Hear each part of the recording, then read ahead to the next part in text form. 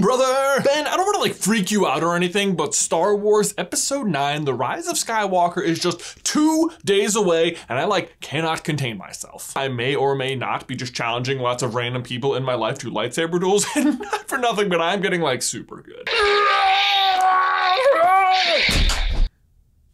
In any case though, whilst playing around with this lightsaber, I've discovered some unusual functionality, which is that if you press this button, you can make the end turn white. Now you might be saying, don't you think that's probably just a cool function so that if you hold 2 lightsabers together, you can simulate the effect of them working like really hard against each other? And I agree, that is probably the intended use for this toy, but it did spark a different idea in my head. And that is that Kylo Ren's saga will come to an end in Episode 9 with his lightsaber turning from red to white.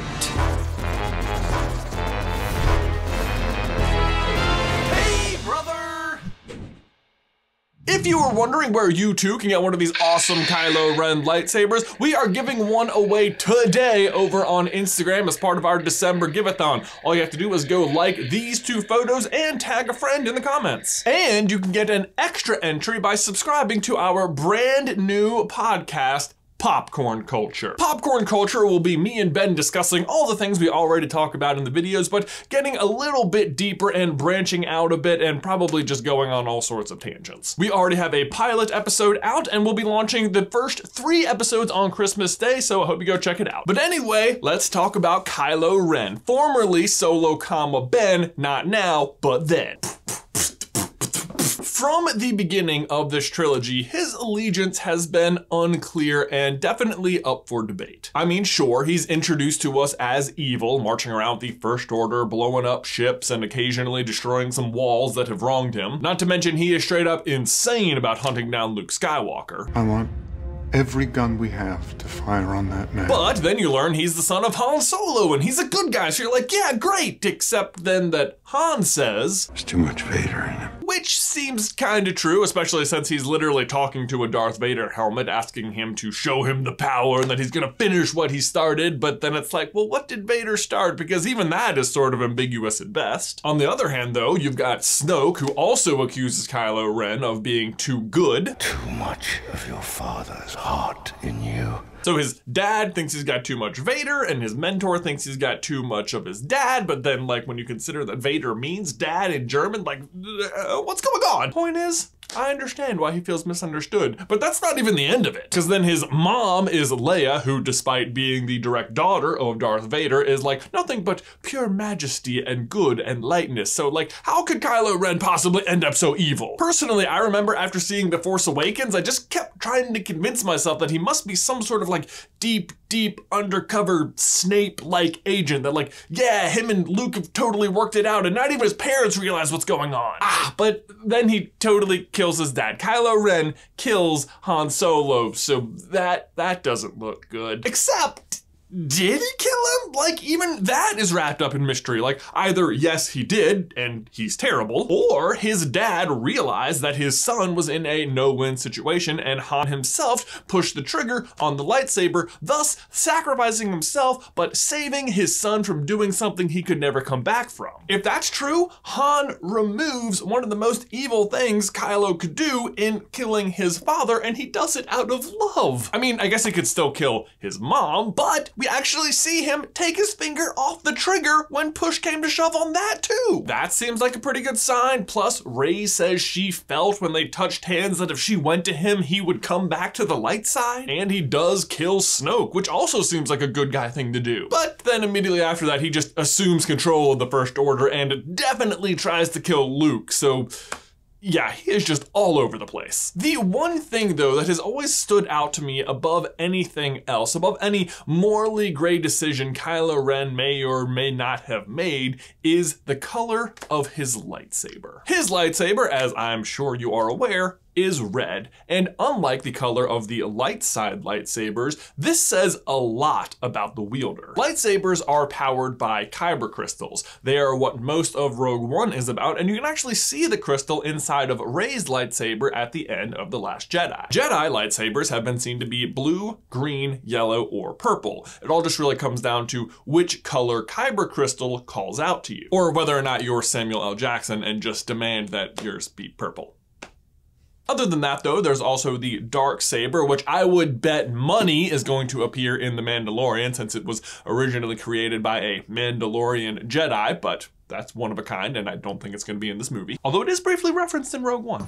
Cluster prism, black saber. Which brings us to red lightsabers. If you've ever wondered why all of the good guys have specifically not red lightsabers and all of the bad guys exclusively have red lightsabers, there is a good reason. Red is not a naturally occurring color in kyber crystals. The only way to get a red lightsaber is to be a very powerful dark side user and corrupt the kyber crystal of someone else who that crystal has already chosen with the dark side of the Force. And this is no easy act. In the Darth Vader comic, we get to see Vader go through this exact process, and it is rough. He is forced to relive all of the greatest pain and suffering in his entire life at once. He gets tempted by the light side of the Force and must turn away and allow the dark side to eradicate any lingering feelings of light from Anakin Skywalker. That is how you get a red lightsaber, through pain and suffering and commitment to the dark side. And like,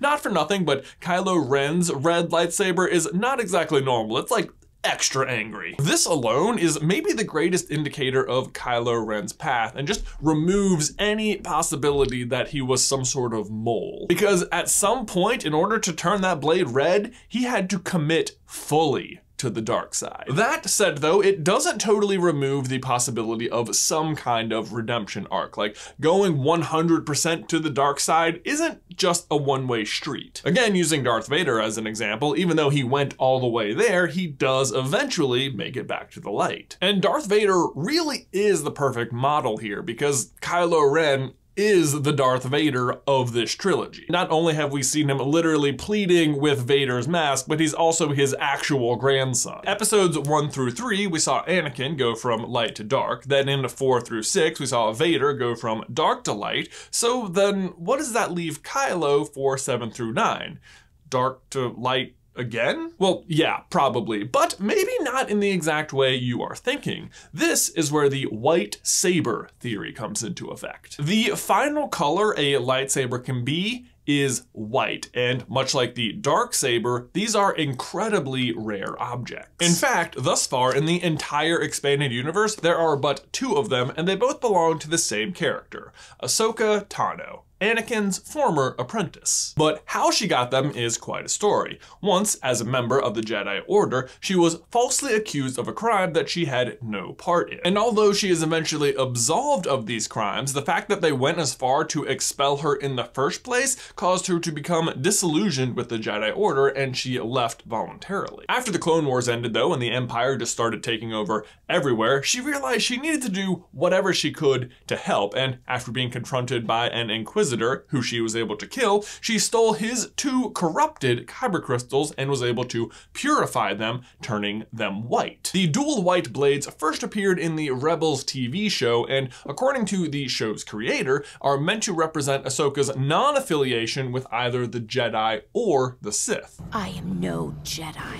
Which brings us back to Kylo Ren, his wavering loyalty to anyone, and the future of his lightsaber. Now, the only other way to get a red lightsaber besides killing a Jedi and stealing their kyber crystal is to just be a Jedi yourself and corrupt your own crystal. This is what Kylo Ren has done. You can briefly see his original hilt in this scene when Luke is confronting him in his sleep, and it's the exact same as his red lightsaber except without the exhaust ports and the cross-section for the hilt. So he's already changed it once, and I think by the end of Rise of Skywalker, he's going to change it again. The Last Jedi goes pretty far out of its way, like even past the interesting parts of the movie, to show you that light and dark and evil and good are pretty gray concepts at best. Benicio del Toro's character DJ shows Finn and Rose that both the First Order and the Resistance are buying their ships from the same vendor and part of some greater unstoppable war machine. And then even he himself eventually just switches sides based on which suits him at the moment. Poe, one of the good guys, literally stages a coup inside of the Resistance ship against other good guys. Luke mocks the Jedi's claim over the light side of the Force as vanity. Even Finn tries to desert. He's not even fighting for the Resistance, just for Rey. And then there are Kylo himself's thoughts on the Jedi and the Sith. It's time to let old things die. Snoke, Skywalker, the Sith, the Jedi, the rebels, let it all die. And what strikes me as particularly interesting about that list is that he's not really on either side. And within the space of like an hour, he almost successfully takes out both the other most powerful dark side user Snoke and the other most powerful light side user Luke, who, even though Kylo doesn't successfully kill, dies anyway. But so here's the thing. Maybe he wasn't actually just killing Snoke to save Rey or trying to kill Luke out of revenge. Maybe he's literally trying to kill the past. While he's in the process of killing Snoke, Snoke is conveniently reading his thoughts out loud, and he says that Kylo is about to strike down his true enemy, who turns out to be Snoke. But it would be hard to watch this movie and not think that Kylo also definitely sees Luke as his true enemy. That's both sides. He's an enemy of both light and dark. So where does that leave Kylo? Sure, he pretty fiercely doubles down on the dark side of things at the end of Last Jedi and tries to destroy the Resistance, but if the other two trilogies are any indicator at all, we should definitely see him make some kind of big change in The Rise of Skywalker. And like I said, we've already seen light to dark and dark to light, so what else is there?